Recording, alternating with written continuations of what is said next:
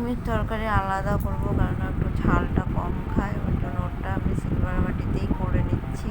ডিমের তরকারিটা সকাল 12টায়, দুপুর 12টায় পড়া আছে, তাই একটু সকালে দুটো ভাত খেয়ে যাবে বলে আলাদা তরকারিটা আগেই বসিয়ে দিলাম। তরকারি হয়ে গেছে। আমাদের তরকারি, আমাদের আজকের মেনু ওই ডাল করেছি, মুসুর ডাল পেঁয়াজ দিয়ে, আলুর চোখা করেছি আর নিম পাতা দিয়ে ভেজে আলু মাখিয়েছি।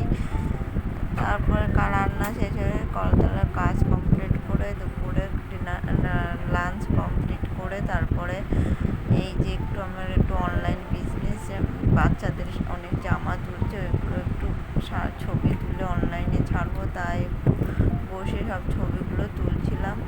তুলে অনলাইনে আমি বিজনেস করি শাড়ির, মানে যে কোনো বিজনেসই করি, শাড়ি কুর্তি যাই হোক। বাচ্চাদের রাত্রে হয়ে গেছে, রাত্রে আবার রাতের ডিনারের জন্য একটু বাবুর জন্য লুচি করব আর একটু আলু ভাজা করব।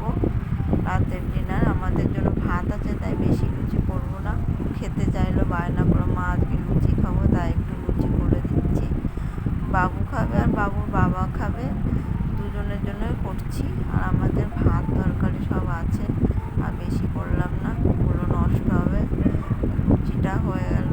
লুচি করার পরে একটুখানি গোল গোল করে, ও শুধু লুচিই ভালোবাসে, অতটা তরকারি লাগে না, একটু আলু ভেজে দিলাম গোল গোল করে।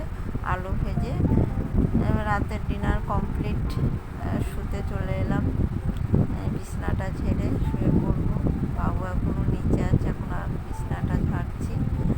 তাহলে এখানেই আমি ব্লগটা এন্ড করছি, বেশি ব্লগটা বাড়ালাম না। যদি ভালো লাগে তাহলে